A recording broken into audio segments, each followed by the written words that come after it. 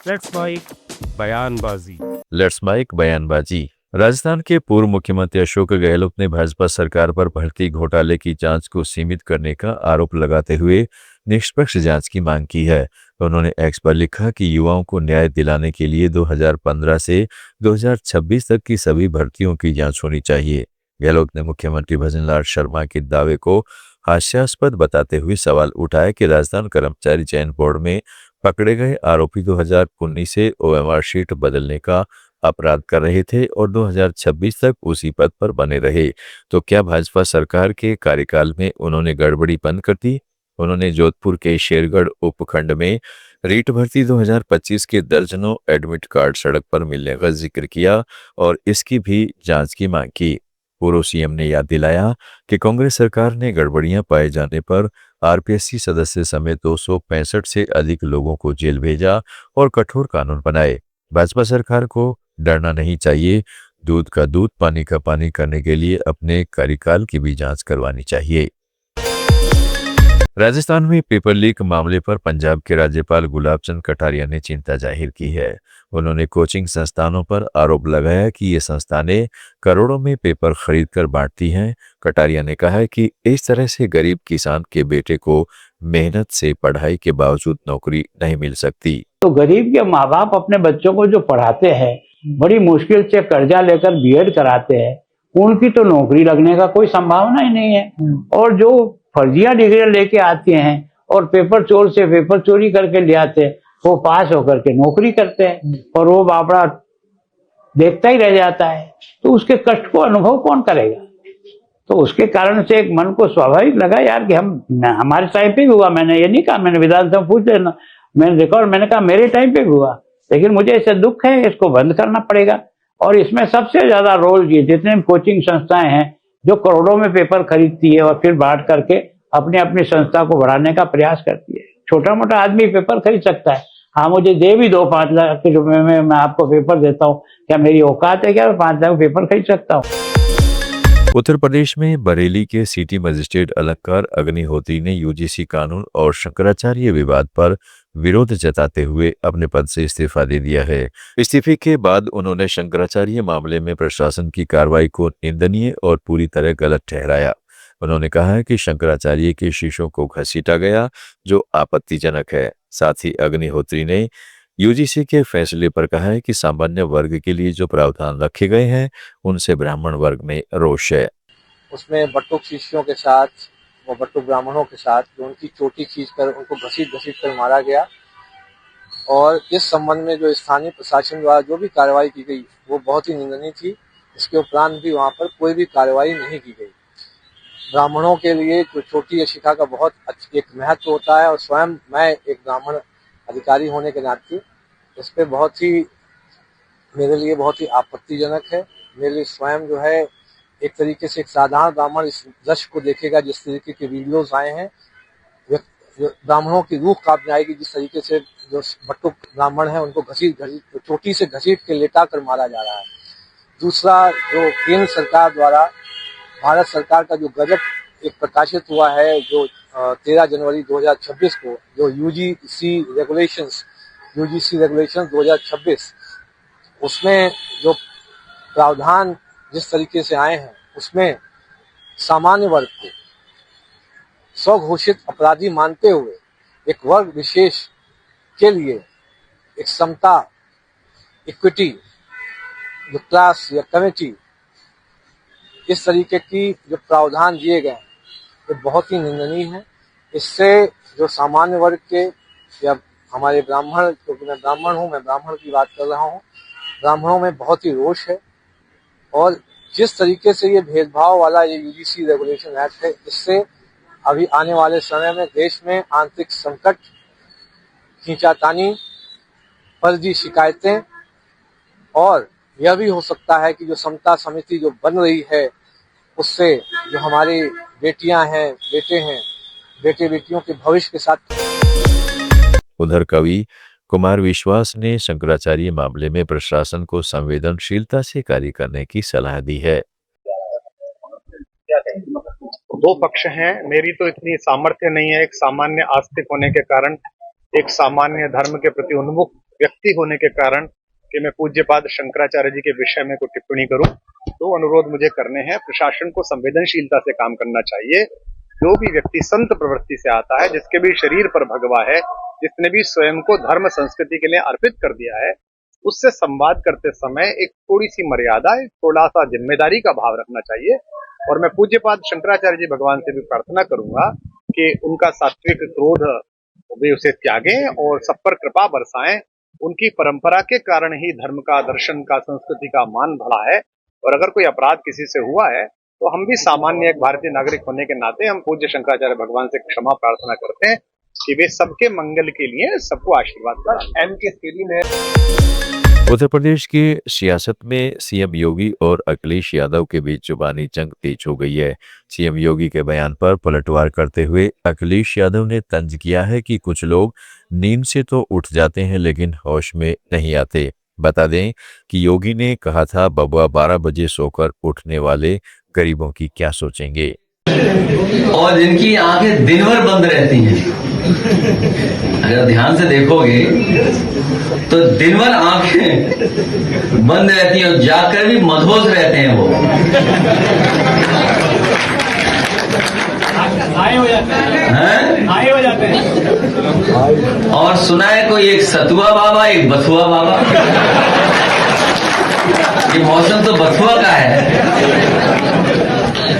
तो इसलिए हम लोगों को बहुत सावधान रहना है कि जो लोग ऐड देख करके हमें धोखा दे रहे हैं, प्रचार करा करके धोखा दे रहे हैं, सोचिए देश कहां पहुंच गया और कहां जाना चाहिए था। इसलिए संविधान पे देश चले और संविधान के तहत फैसले हों। आज शंकराचार्य जी के सामने भी संकट पैदा कर दिया सरकार ने, सोचिए आप। भाजपा के नेता मिथुन चक्रवर्ती ने टीएमसी पर हमला बोला है। उन्होंने बीएलओ आत्महत्याओं का आरोप एसआईआर पर लगाना गलत बताया और कहा है कि जनता इन पर कोई प्रतिक्रिया नहीं दे रही, सिर्फ टीएमसी चिल्ला रही है। और मुख्यमंत्री या तृणमूल कांग्रेस की तरफ से बोला जा रहा है कि एसआईआर जो जुर्म किया जा रहा है आम नागरिकों पर, और अभिषेक बनर्जी भी बोल रहे हैं कि कई लोग मर रहे हैं और बार बार जो कंप्लेंट सर ये जो मर रहे हैं इसके क्या बोलेंगे। अभी सब एसआईआर के ऊपर डाल रहे हो, कोई नॉर्मल वो भी हो सकता है, लेकिन ये मेरे हिसाब से ये जायज नहीं है बोलना, ठीक नहीं। तो ये जनता को क्या बोलेंगे? जो जनता ने कोई रिएक्ट किया है अभी तक? जनता ने नहीं किया। जो रिएक्ट कर रहे सब तृणमूल गलत फहमी की तरफ से, जैसे कि मंच पे चढ़ के बता रहे हैं कि ये गलत किया जा रहा है, जो एक एजेंडा चलाया जा रहा है। सर मैं तो बोल रहा हूँ कि जो कुछ भी, जब हिंसा इस राज्य में हिंसा के सिवा कुछ नहीं हो सकता है। अगर इलेक्शन से पहले उनको हिंसा करना है, चाहे कैसे भी हो, किधर से भी। नितिन नवीन आ रहे हैं सर 27 तारीख को। जी। पूर्व मंत्री नवजोत सिंह सिद्धू की पत्नी नवजोत कौर सिद्धू ने चौंकाने वाला खुलासा किया है।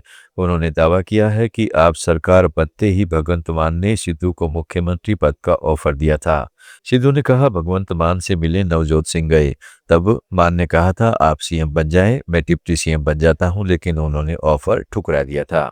ਜਦੋਂ ਨਵਜੋਤ ਸਿੱਧੂ ਨੂੰ ਬੁਲਾਇਆ ਗਿਆ ਵੀ ਤੁਸੀਂ ਆਓ ਤੇ ਮੈਨੂੰ ਪੰਜਾਬ ਨੂੰ ਕਿਵੇਂ ਚਲਾਣਾ ਹੈ, ਠੀਕ ਹੈ ਤੁਸੀਂ ਸੀਐਮ ਨਹੀਂ ਮੰਨੇ ਸਾਡੇ ਵੱਲੋਂ ਆਉਣ ਨੂੰ, ਇਹ ਆਪਣੇ ਘਰ ਆਏ, ਇਹਨਾਂ ਨੇ ਕਿਹਾ ਤੁਸੀਂ ਸੀਐਮ ਬਣ ਜਾਓ, ਮੈਂ ਡਿਪਟੀ ਸੀਐਮ ਬਣਨਾ, ਆਪਾਂ ਪੰਜਾਬ ਦਾ ਭਲਾ ਕਰਦੇ ਹਾਂ। ਅਸੀਂ ਕਿਹਾ ਬਿਲਕੁਲ ਠੀਕ ਹੈ, ਪਰ ਨਵਜੋਤ ਕਹਿੰਦੇ ਤੁਸੀਂ ਐਜ਼ ਅ ਪਾਰਟੀ ਤੁਸੀਂ ਜਿੱਤ ਕੇ ਆਏ ਹੋ, मैं दिल्ली में गणतंत्र दिवस समारोह के दौरान लोकसभा में विपक्ष के नेता राहुल गांधी और कांग्रेस अध्यक्ष मल्लिकार्जुन खड़गे को तीसरी पंक्ति में बैठाए जाने पर कांग्रेस ने नाराजगी जताई है। पार्टी सांसद रजनी पाटिल ने कहा है कि विपक्षी नेताओं को तीसरी पंक्ति में बैठाना लोकतंत्र का अपमान है। बहुत ही गलत सोच है कि राहुल जी और खड़गे साहब जैसे हमारे अपोजिशन लीडर्स है उनको आप नीचे 3 नंबर पे बिछा 3 नंबर के लाइन पे देखते हो। हमें भी देख के बहुत बुरा लगा। इस तरह से दिल छोटा करके राजनीति नहीं की जाती। अमेरिकी राष्ट्रपति डोनाल्ड ट्रंप की कनाडा पर 100% टैरिफ लगाने की धमकी के बाद कनाडाई नेता मार्क कार्नी ने सफाई दी। उन्होंने कहा कनाडा यूनाइटेड स्टेट्स से मैक्सिको एग्री के तहत हमारे कमिटमेंट है कि हम बिना बताए नॉन मार्केट इकोनॉमी के साथ मुक्त व्यापार समझौता नहीं करेंगे। कार्नी ने कहा है कि चीन या किसी दूसरी नॉन मार्केट इकोनॉमी के साथ ऐसा करने का हमारा कोई इरादा नहीं है। How are you responding to Trump's threats of 100% tariffs? Well, the first thing is that Canada respects our engagements, our commitments. Il y a des engagements dans l'ACM. We have commitments under CUSMA that not to pursue free trade agreements with non-market economies without prior notification. We have no intention of doing that with China or any other non-market economy. What we've done with China is to rectify some issues that developed in the last couple of years. In many respects, we're going, to use the expression, back to the future with respect to EVs, with respect to agriculture, with respect to fish products and other food products, but with additional protections. So, for example, back in 2023, we didn't have a cap on the number of EVs. We didn't have a requirement for a large proportion of those EVs to be affordable, highly affordable EVs for Canadians. So it's entirely consistent with CUSMA, with our obligations, which we very much respect under CUSMA and will continue to work that way forward. कृषि मंत्री शिवराज सिंह चौहान ने गणतंत्र दिवस पर किसानों को दिल्ली आमंत्रित करने के लिए सरकार की तारीफ की। उन्होंने कहा है कि पहले ही सरकारों में कभी किसानों को गणतंत्र दिवस मनाने दिल्ली नहीं बुलाया गया, लेकिन आज कर्तव्य पथ पर पगड़ी बांधकर जब हमारे किसान पूरे सम्मान के साथ पहुंचे तो खेती की जय जयकार हो गई। मुझे गर्व होता है ये कहते हुए कि एक जमाना था जब गिने चुने लोग गणतंत्र दिवस मनाने दिल्ली के कर्तव्य पथ पर पहुंचते थे। पहले नाम था राजपथ, लेकिन मैं प्रधानमंत्री श्रीमान नरेंद्र मोदी जी को बधाई दूंगा। राज चले गए, रजवाड़े चले गए, काय का राजपथ, अब तो जनता का पथ है, कर्तव्य का पथ है, कर्तव्य पथ। इसके बड़े मायने हैं नाम बदलने के। ये कर्तव्य पथ हमें याद दिलाता है कि तुम्हारा कर्तव्य दिनों रात किसानों की सेवा करना। किसान भाइयों, कृषि भारतीय अर्थव्यवस्था की रीढ़ और किसान उसकी आत्मा, अन्नदाता मतलब जीवन दाता, और इसलिए किसान भगवान से कम नहीं है, जीवन देता है अन्न पैदा करके। और गणतंत्र दिवस ऐसे मनते थे कि पिछली सरकारों में कभी किसानों को बुलाया ही नहीं जाता था, लेकिन आज देखो कर्तव्य पथ पर पगड़ी बांध के जब ठाठ से हमारे किसान गए तो खेती की जय जयकार हो गई। पहले की सरकार नहीं बुलाती थी, और आज ये अतिथि ये नहीं है मंच पे बैठे, हम तो मेजबान हैं, हमने बुलाया है, आप मेहमान हैं, हमारे अपने मेहमानों का स्वागत है। ब्रिटेन के पूर्व प्रधानमंत्री ऋषि सुनक ने कहा है कि भारत और खाड़ी देश अब अपने विचारों के साथ आगे बढ़ रहे हैं। एक इंटरव्यू में ऋषि सुनक ने कहा है कि हम एक नए वर्ल्ड ऑर्डर में रह रहे हैं जहां इन देशों की भूमिका महत्वपूर्ण है। Agency in this. I think the great paradox of our time is that this is in one moment the most dangerous period that we've lived in our adult lifetimes. You know, we're in this new world order. It's less rules based, it's more power oriented. Pax Americana is gone. The US role in the world is changing. You've got the rise of multipolarity, states like India and the Gulf with their own views. Hybrid activity in Europe was up 4 times last year. Sabotage activity from Russia. You've got more state-based conflict than I think at any point since World War II. Right. So this is the new geopolitical environment. Yeah. It's very dangerous, and you hear all of that and you think, you know, I want to put my head back under the duvet. But actually, the paradox is this is also the most transformational moment. बयानबाजी में आज इतना ही। जुड़े रहिएगा let's mic के साथ। आप सुन रहे थे let's mike more than radio. Follow कीजिए हमें हमारे सोशल मीडिया प्लेटफॉर्म्स पर। It's time for news. It's time for more than radio. Presenting the first radio news app, Let's Mic. Let's Mic, a news-based app on your phone where you get to watch and listen news, talk shows, interviews, radio show podcasts. On Let's Mic, you get all relevant information of TV, print, radio, podcast, and digital.